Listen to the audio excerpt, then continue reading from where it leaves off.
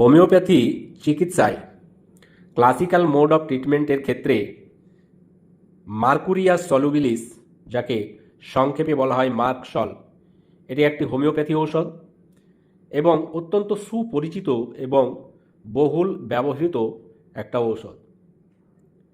এই ওষুধটি কোনো রোগীকে প্রয়োগ করার আগে সেই রোগীর মেন্টাল সিমটম, ফিজিক্যাল সিমটম এবং রোগ লক্ষণগুলো কেমন থাকবে সে বিষয়ে জ্ঞান থাকা, সম্যক ধারণা থাকা ভীষণ দরকার।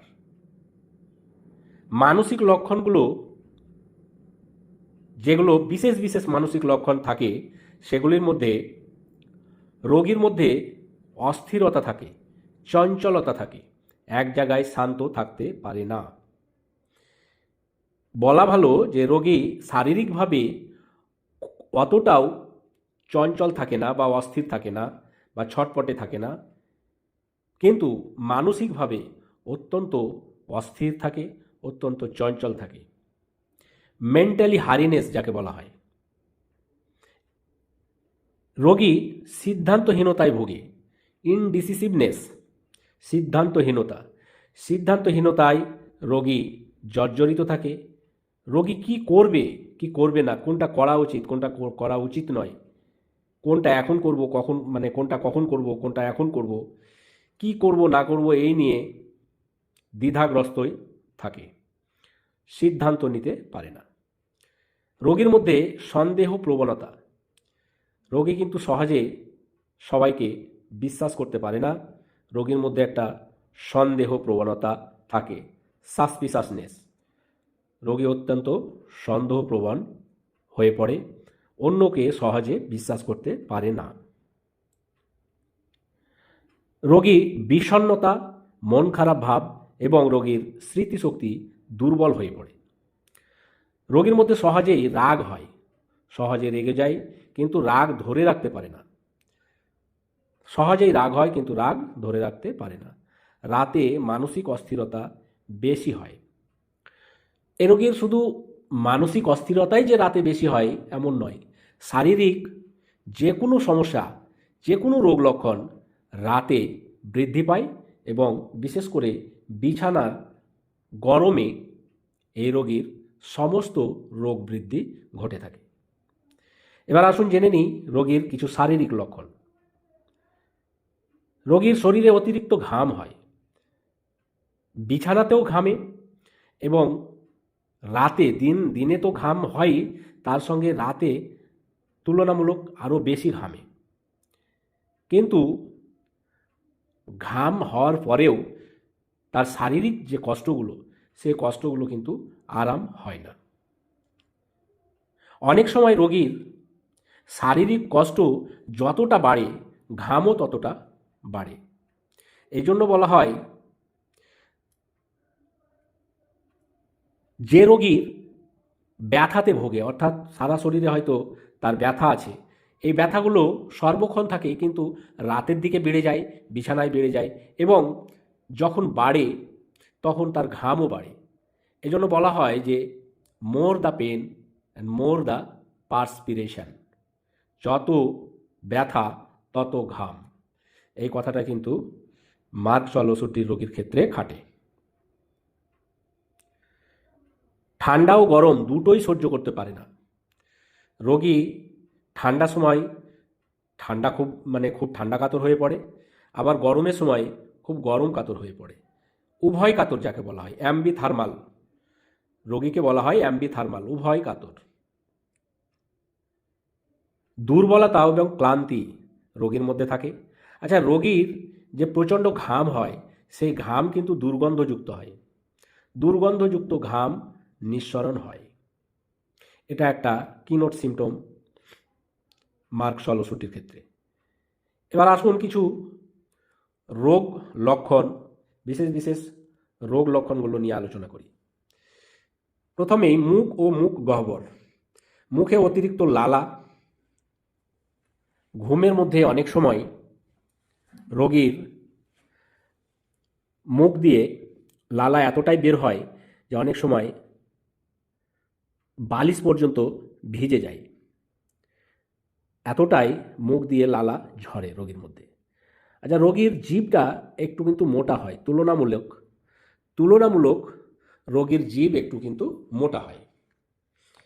আর অনেক সময় রোগীর জিভের উপর দাঁতের একটা ছাপ থাকে, জিভের সামনে, জিভের দুই সাইডে দাঁতের মানে দাঁতগুলো বসা বসা থাকে, জিভের মধ্যে একটা দাঁতের ছাপ থাকে, যেটাকে বলা হয় ইনডেন্টেড টাং, ইনডেন্টেড টাং বা ইমপ্রিন্টেড টাং, এই কথাটা বলা হয়। জিভের উপর দাঁতের একটা ছাপ থাকে, দাঁতের একটা দাগ থাকে। মানে শরীরের কোনো জায়গা যদি কামড়ে নেওয়া হয়, একটা দাঁতে চাপ দেওয়া হয়, সেক্ষেত্রে যে দাঁতের ছোপ ছোপ একটা দাগ হয়ে যায়, সেই দাগটা কিন্তু জিভের মধ্যে থাকে এবং জিভটা একটু মোটা হয় মার্কশল রোগীর ক্ষেত্রে। আচ্ছা, তারপরে মুখের যে লালা বেরোয় তাতে মুখে কিন্তু দুর্গন্ধও থাকতে পারে অনেক সময়।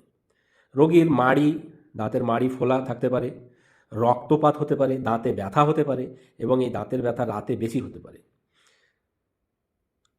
রোগীর দাঁতের গোড়া মানে গোড়ায় গোড়ায় ব্যথা হতে পারে,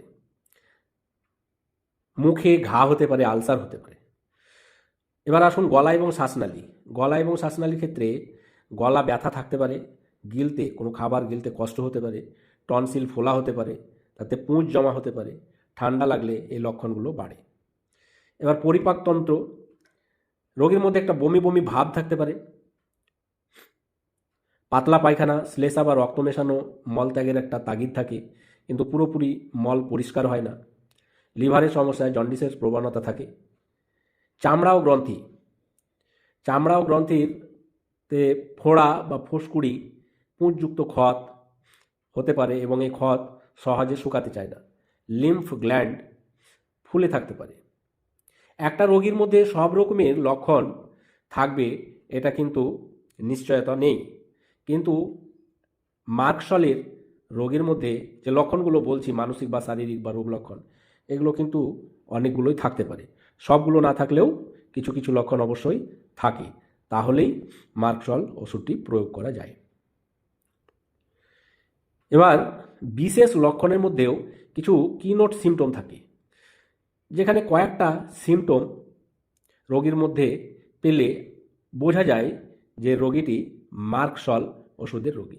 যেমন রাতে সব উপসর্গ বাড়বে, যে কোনো সমস্যা হোক, ব্যথা হোক, দাঁতে ব্যথা হোক বা শরীরে ব্যথা হোক, বা আর কোনো সমস্যা হোক, যে যে সমস্যাগুলো বললাম এই সমস্যাগুলো যদি দিন অপেক্ষা রাতে বাড়ে, এটা একটা কিনোট সিমটম। তারপরে মুখ থেকে অতিরিক্ত লালা ঝরে, অতিরিক্ত ঘাম হয়, ঘামে দুর্গন্ধ থাকে, গরম এবং ঠান্ডা উভয় কাতর হয়, গরমেও যত কষ্ট ঠান্ডাতেও তত কষ্ট, এরকম একটা ব্যাপার থাকে রোগীর।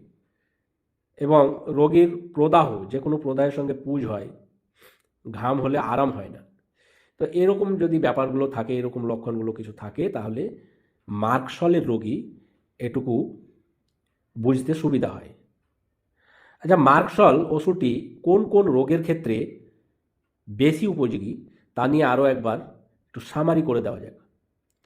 যেমন টনসিলাইটিস, টনসিল ফুলে যায়, প্রদাহ হয়, মুখের ঘা, দাঁত মাড়ির রোগ, দাঁতে ব্যথা, মাড়ি ফুলে যাওয়া বা মাড়ি থেকে রক্ত বেরোনো, আমাশয়, সিফিলিটিক লক্ষণ, ত্বকে পুঁজযুক্ত রোগ থাকে, ক্ষত থাকে, সেক্ষেত্রে এই মার্কশল ওষুধটি মানে এই যে লক্ষণগুলো বললাম, কোন কোন লক্ষণের উপর বেশি কার্যকরী, এই লক্ষণের সঙ্গে যদি কিছু মানসিক লক্ষণ মিলে, তাহলে মার্কশল ওষুধটি সেই রোগীকে প্রয়োগ করলে রোগীকে আরোগ্য করা যায় খুব সহজে। এই লক্ষণগুলো যেগুলো আলোচনা হলো, এই লক্ষণগুলো যদি কোনো রোগীর মধ্যে থাকে, সবগুলো লক্ষণ না থাকলেও যদি কিছু কিছু লক্ষণও থাকে, তাহলে ওষুধটি প্রয়োগ করা যায়।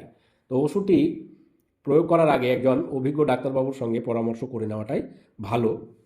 তারপরে যদি আপনারা লক্ষণগুলো আছে এরকম মনে করে যদি ওষুধ প্রয়োগ করতে চান, তাহলে প্রাথমিকভাবে 30 বা 200 পাওয়ারের ওষুধটি ব্যবহার করতে পারবেন।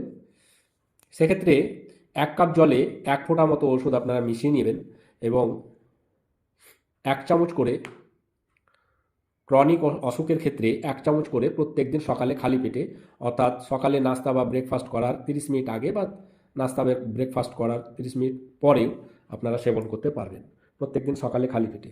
কিন্তু অ্যাকিউট ক্ষেত্রে আপনারা যেখানে হয়তো দাঁতের ব্যথা বা এই টাইপের যেখানে প্রচণ্ড রোগী কষ্ট পাচ্ছে, সেক্ষেত্রে আপনারা 1 চামচ করে দিনে 2-3 বার সেবন করতে পারবেন।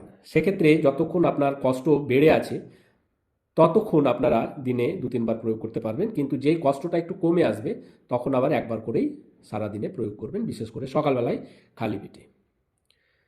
তো ওষুধটির ডিউরেশন কতদিন আপনারা গ্রহণ করবেন সেটা ডিপেন্ড করে অসুখের গভীরতা কতটা, অসুখের উপরে নির্ভর করে, রোগীর উপরে নির্ভর করে কতদিন ওষুধটি সেবন করা যায়। তো মোটামুটি 1 সপ্তাহ, 10 দিন বা 15 দিন আপনারা ব্যবহার করতে পারবেন, তারপরে প্রয়োজনে আপনারা অভিজ্ঞ ডাক্তারবাবুর পরামর্শ নিতে পারেন। ধন্যবাদ।